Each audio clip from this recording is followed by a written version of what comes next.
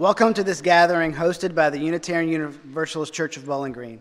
Whether you're here in person or online, we are so glad that you're joining us. If you would do us a favor to set your amazing device to silent. We are a welcoming congregation, whoever you are, however you identify, wherever you come from, and whoever you love, you are welcome here. Our Sunday services are different each week so that we can honor and learn from our wide array of traditions and beliefs. Today, our speaker coming up from Nashville is Rachel Rogers. Though we each walk our own path here in this place on the land of the Osage, the Cherokee, the Shawnee, and the Yuchi, and now at this time, we journey together as one community. For Unitarian Universalists, the flaming chalice is a symbol of the light of learning and the love of our community. As our congregation's chalice is lit, please light your own chalice at home, if you have one. And join us in singing Rise Up, O Flame.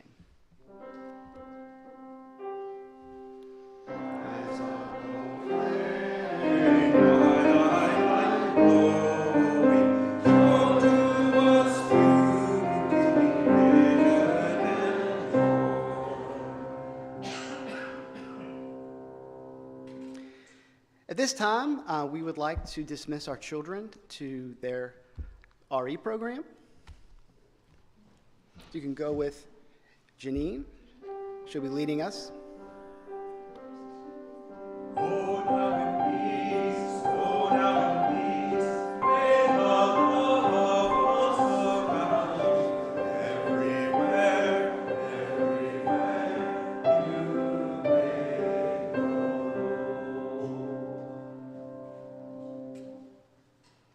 So this morning, Forrest will lead us in singing hymn number 347, Gather the Spirit.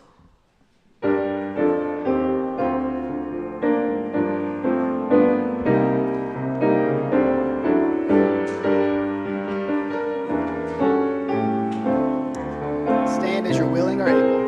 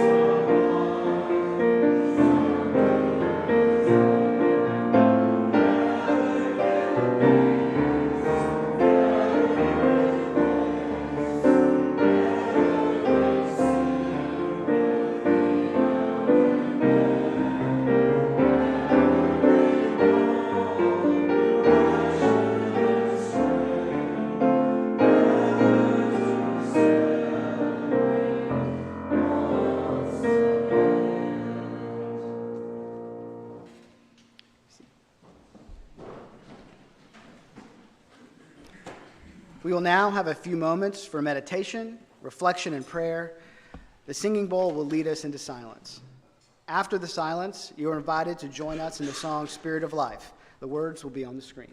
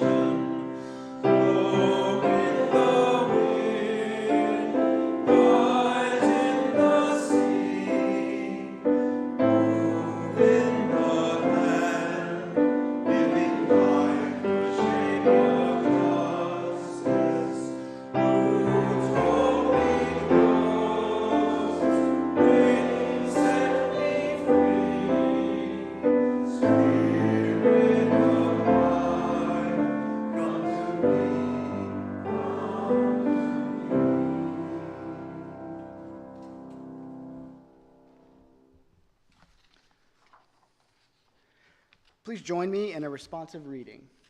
The word should be on the screen.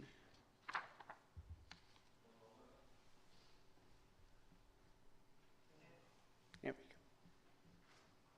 go. Love is hard. People, especially for those who are different from you. Love that says, I see you as a person. Love that says, let your unique light shine in the world, because each of our souls touches the divine mystery. Love that says, we are on a journey together, and that my fate is tied up with yours. Love that grabs you and won't let go until your whole life is dedicated to siding with love. Love that changes the world. Love's hard. Do it anyway. As mentioned earlier, Unitarian Universalists have a wide array of beliefs, and the speakers at our Sunday services come from many traditions. Here to share their own thoughts today is Rachel Rogers. Rachel Rogers is an aspirant for Unitarian Universalist ministry living in Nashville, Tennessee, with her wife Ashley and 2 young children. A UU since 2015, Rachel is a member of First UU Church of Nashville, where they have been a worship associate since 2016 and held several other volunteer positions over the years before starting divinity school at Meadville Theological School in 2021. While her seminary studies are currently paused, Rachel has been preaching regularly in several congregations and in the region for the past few years and finds great fulfillment in connecting with other UUs through worship and fellowship. Rachel Rogers.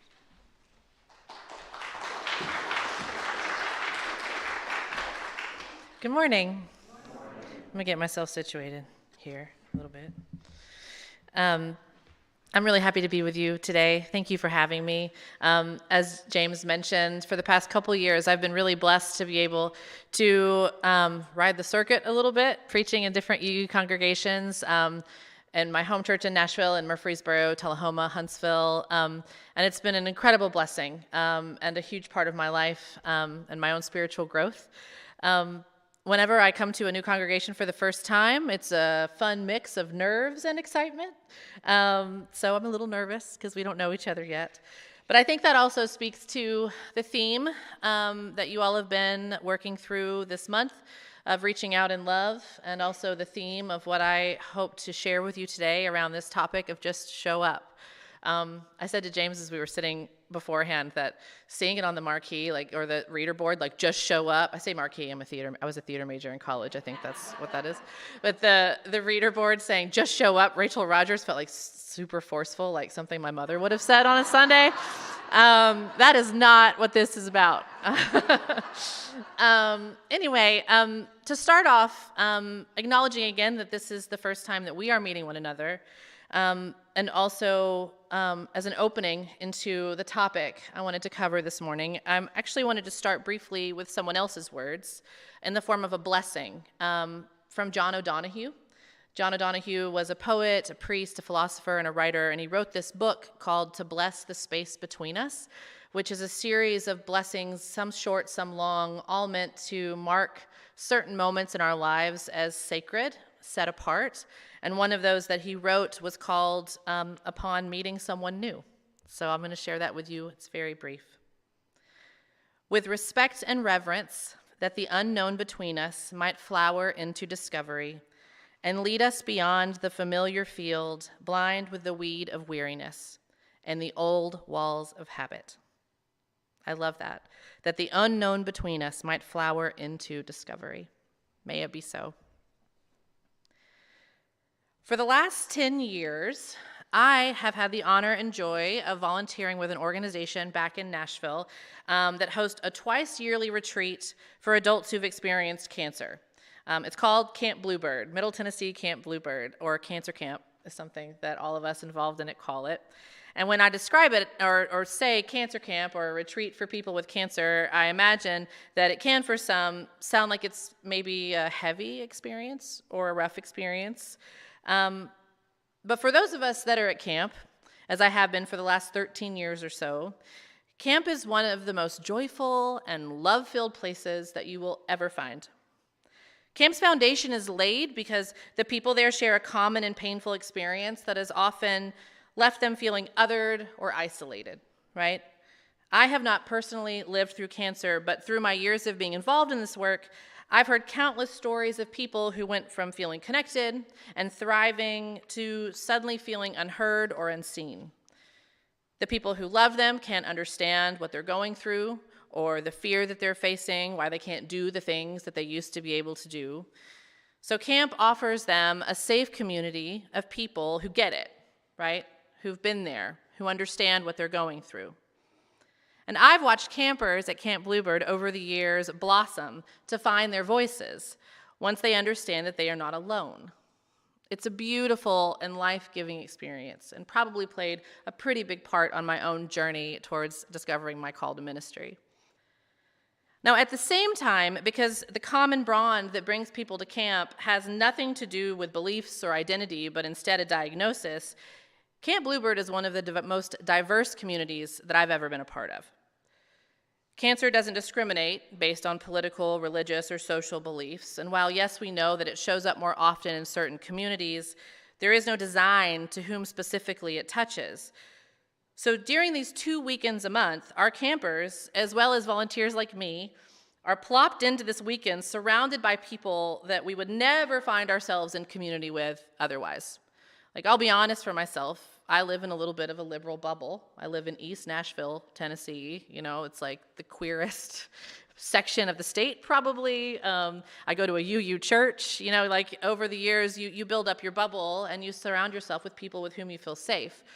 So camp for me has been an exercise in being dropped into a group of people that otherwise I never would have naturally found.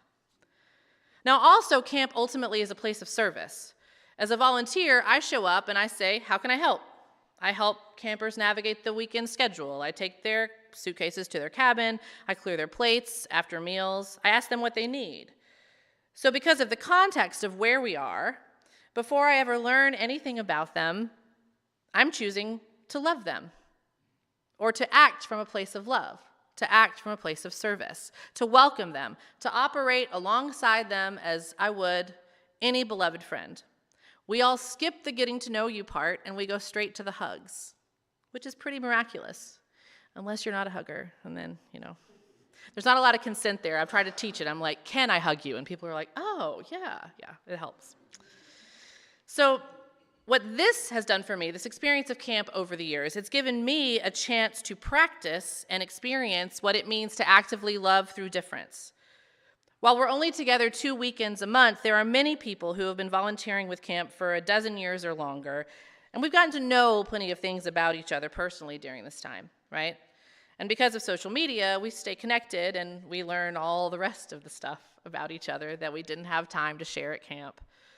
We learn bits and pieces about each other's personal lives. We start to get a glimpse into each other's political leanings. Sometimes you step back for a second, take a deep breath. One of the things that's happened is that it's become clear over the years that I have been the first queer person that many of these people have ever met.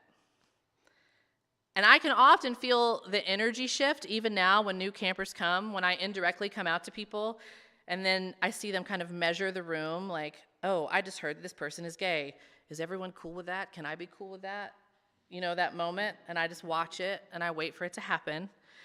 And it sounds uncomfortable, and it really can be, but not one time, not a single time in all of those years, I believe because of the context of where we are, have I experienced anyone saying anything negative to me in those moments or choosing not to stay in conversation with me in those moments.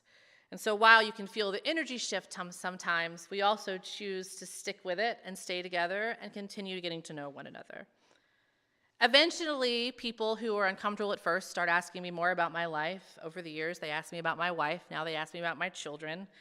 So I've watched their world open up a little bit as a result. And truthfully, my world has opened up as well, because people who most of the time I would expect to reject me have chosen to stay with me and to love me. It was at Camp Bluebird about 13 years ago that I met my friend Pam. When I started volunteering at camp, Pam had already been there a couple of decades. She'd been diagnosed with breast cancer in her 30s. And her illness had ebbed and flowed over the years. She'd had periods of being well. She'd had periods of being sick again. It had been just a really long journey. And when I met her, she had just learned that her cancer was metastatic, that it was going to be with her for the rest of her life. She'd be navigating cancer for the rest of her life. And I was new to camp, so I was new to the cancer community, and therefore I was in total awe of Pam and was also a little bit nervous to be around her.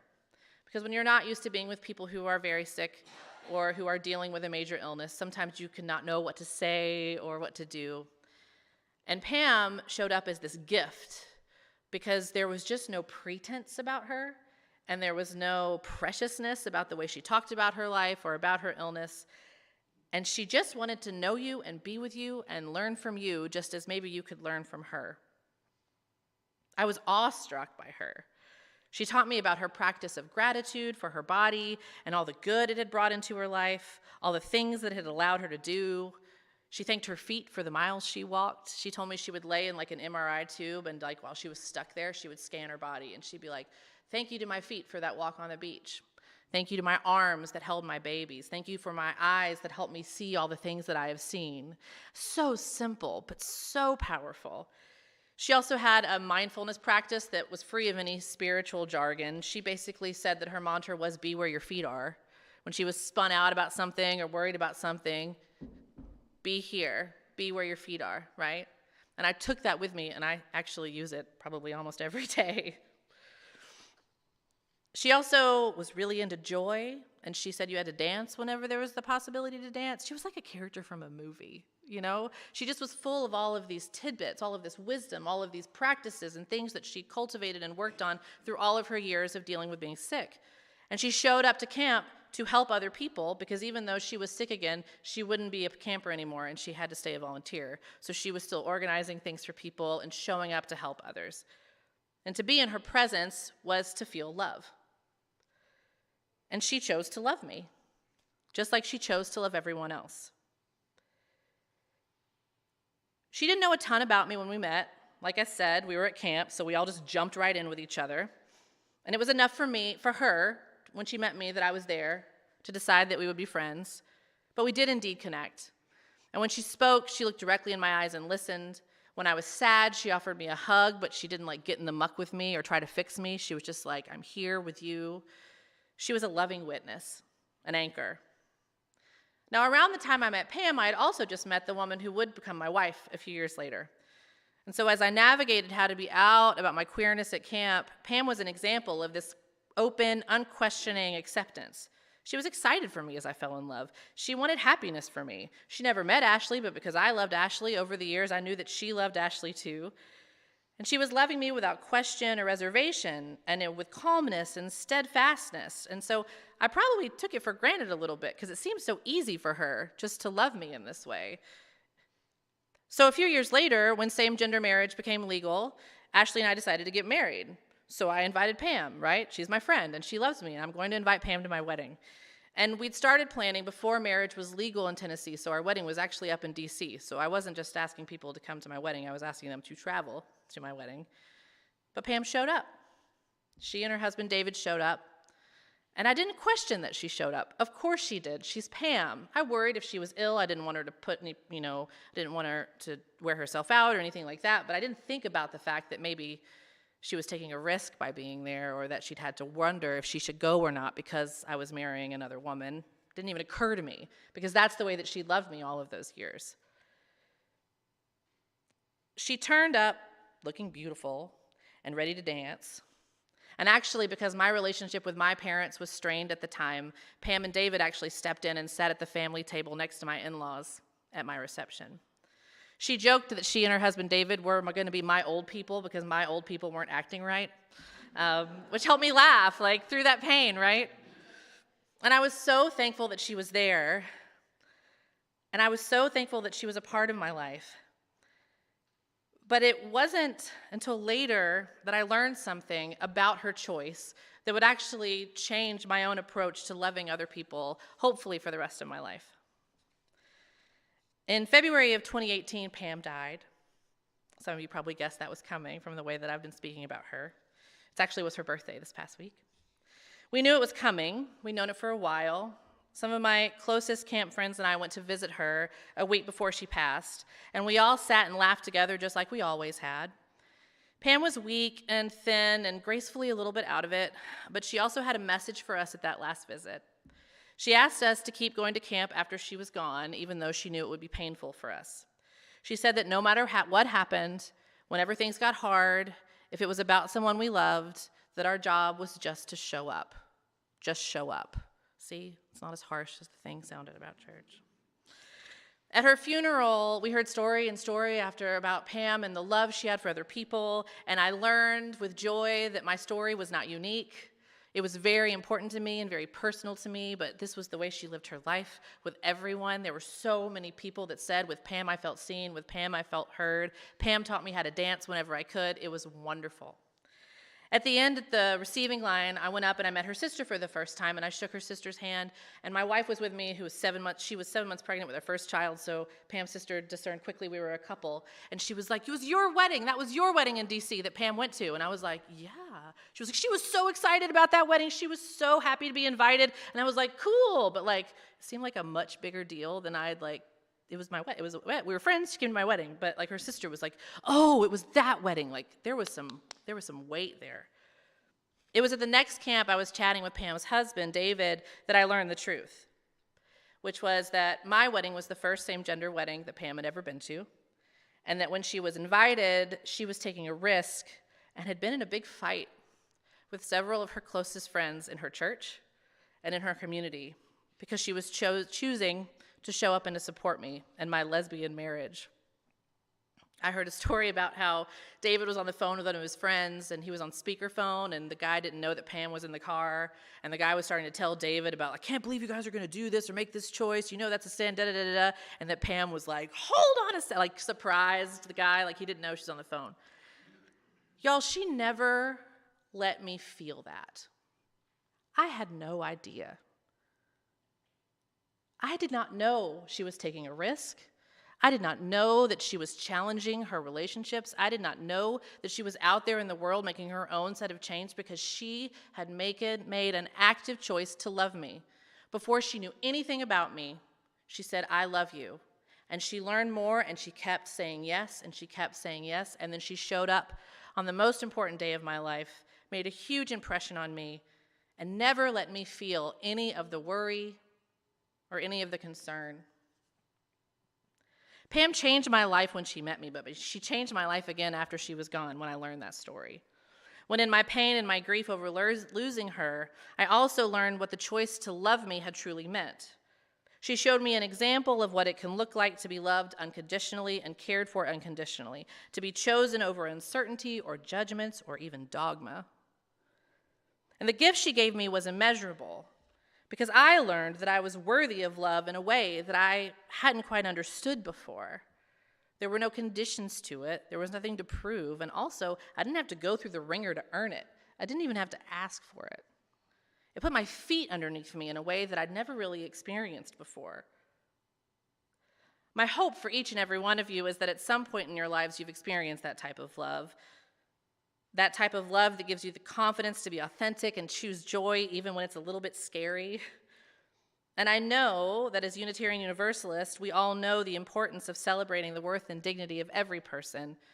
And we all commit every day to creating a more just world so that more and more people can live the truth of their lives in public. So what I propose to you now is that alongside our justice work and our organizing work, and when we go to the State House and when we show up at protests, which I know a lot of us are doing probably more of right now, because we need to right now in our states where we live, that loving in this way is just as much an act of building the world that we long for as showing up at the polls, as showing up at the protests, as showing up at the State House, as organizing, as phone banking, all of it. In her book, All About Love, New Visions, Bell Hooks writes, "A generous heart is always open, always ready to receive our coming and going. In the midst of such love, we never need fear abandonment. This is the most precious gift true love offers, the experience of knowing we always belong." So we all know we crave that type of love, and we celebrate receiving it. And knowing about the love that I received from Pam, I also want to think about how do I replicate that? So in closing, I want to talk about the conditions that I feel like that love was able to exist in that I'm trying to recreate in my own life. And hopefully you can take some of those things with you. But I think the conditions that existed that brought forth this amazing unconditional love with Pam were three things. One, we were at camp where we were all showing up and deciding love first, get to know you later. Before I get to know you, I'm going to start with love. Even if I don't really feel it, I'm going to act like I love you. I'm going to clear your plate. I'm going to open the door for you. I'm going to ask you how you're doing. I'm going to look you directly in the eye when you're speaking to me. I'm going to treat you the way that I treat all of those that I love. So I want to create those conditions even when I'm not at camp and I'm not great at it. But at least after I'm in a situation, I'll try to reflect back and say, how could I have shown up more in love? I think that's the first one. The second part was that Pam herself, because of everything that she'd been through and all of the stuff that she'd had to deal with and the pain, she had worked really hard on herself. She'd done the work to love herself and give herself the tools she needed to thrive, her being where her feet are, and her her gratitude practice and all of those things. And we're UUs, and self-culture is a big part of our deal, right? We are always working on ourselves. And I think that we can do that too. So we show up and we act in love. We also continue to work on ourselves and love ourselves and fill up our cup so that when we meet someone new, we can meet them right where they are. And then lastly, we just have to decide what risks we're willing to take and what risks feel safe for us. Because I know that choosing to love someone that you know believes differently than you or holds something that feels unsafe for you, like I'm not asking anyone to do that. So there is that level of discernment though, like, am I willing to be hurt in this moment? Am I willing to be vulnerable in this moment? Am I willing for this other group to maybe question my choice? Do I feel strong in that as I go out and choose to actively love this other person? What risks are we willing to take?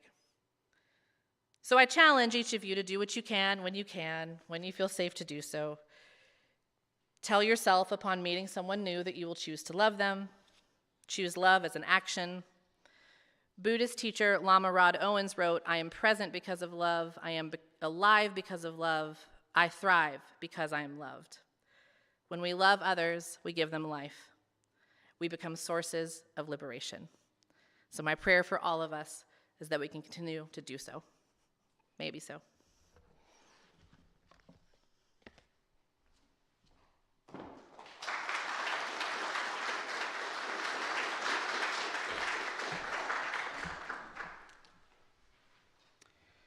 Thank you, Rachel, for sharing your thoughts with us today.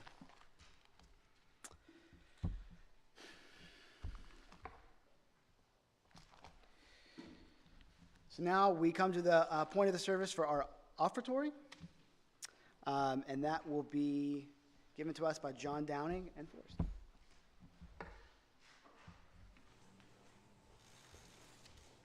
The congregation and the work we do is supported by the voluntary generosity of all who contribute. The offering is a sacrament of the free church.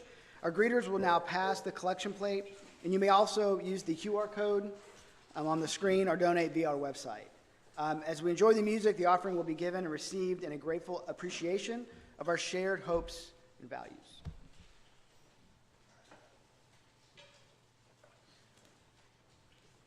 Good morning. We're going to do a song this morning about one way that we learn to be prejudiced. It's South Pacific, and it's called Carefully Taught. There are a couple of things I'd like to say. One, our ideas of race in this country, we have to hold two completely incompatible ideas about it. First, that it's a made-up concept. I'm a surgeon. I know that under the skin we are all alike. I have worked with people in a lot of different countries, and I know they want the same things that we do. They want to be happy, they want to have food, shelter, family, and feel like they're doing something significant. And yet, the opposite part is, in spite of the fact that it's a made-up concept, our ideas of race are very important in a lot of different areas. And it's something that we're working on, but we still have a way to go.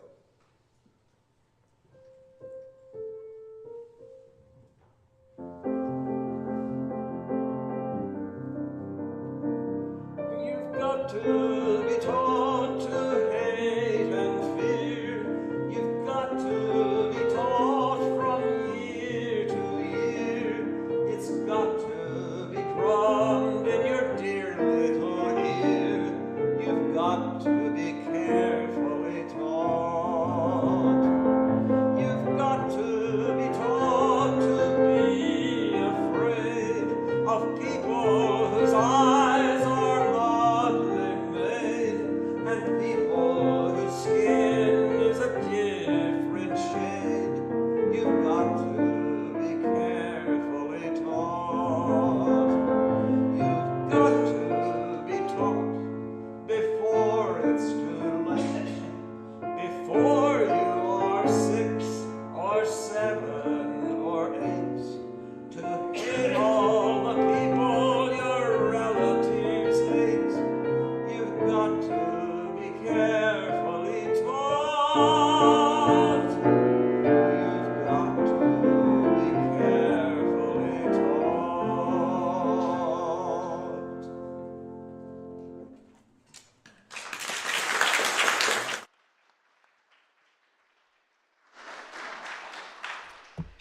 We'd like to take a moment to thank all those volunteers who made this service possible today. I want to extend appreciation to Forrest, obviously Matt behind the curtain here, Rachel for driving up and giving us a great message, and all the other people that kind of do things under the surface. It takes a lot of effort to even get to this point every week. And I want to thank you all for coming and giving your time. That's often the first gift that we give to a group, is our presence. So we have a few announcements. We're really looking forward to our upcoming Getting to Know UU next Tuesday, March 28th at 6:30. It's a chance to learn what this church has to offer and to share our spiritual journey. So you can sign up on the orange sheet, so we'll have some idea of how many people will be with us. The clipboard will be on the table to the left as you go out of the sanctuary. And this is from Lisa. This coming Thursday, March 30th at 12:30 p.m., UU members and friends are invited to participate in a live stream event at the WKU Nicely Center. This event is offered free of charge. At that time, there will be a rare public tour of the permafrost tunnel in Fairbanks, Alaska. So bring your lunch and enjoy the live tour with others of the Society for Lifelong Learning, many of whom are members of this UU community. Get there early if you can. For more information, you can read your email updates sent this past Friday or Tuesday, or contact Lisa. Thank you. And we had one other person wanted to give an announcement, and I don't see them in here right now. I think that's it. So again, if you have questions about Unitarian Universalism or about joining this congregation, please speak to someone from our membership team or our board president, John Downing. Okay. You may find out more about us, including community news, by reading our weekly email updates, by looking on the bulletin board, or by following us on Facebook, YouTube, and the website as well. We have one more reading. Let us begin again in love.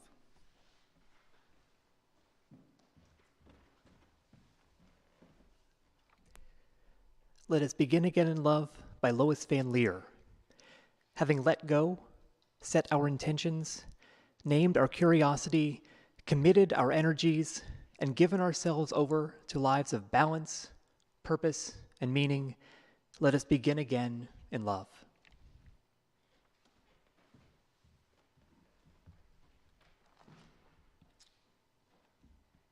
If you want to join us in singing hymn number 128, for that is our... As you're willing and able, and be ready because it comes up quick.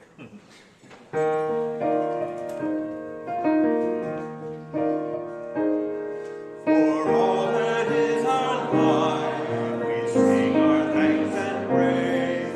For all the grace and gifts, we come all to use when will the common good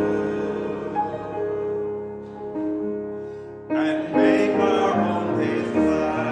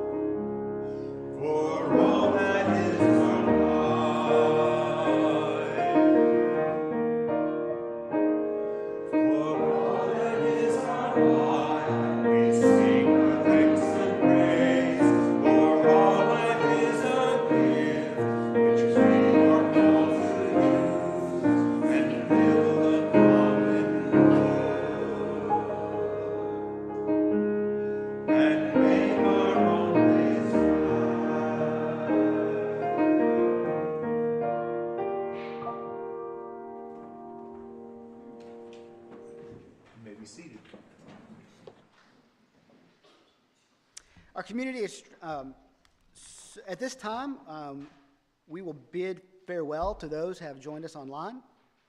We hope you found this service meaningful, and we invite you to join us again. Be well.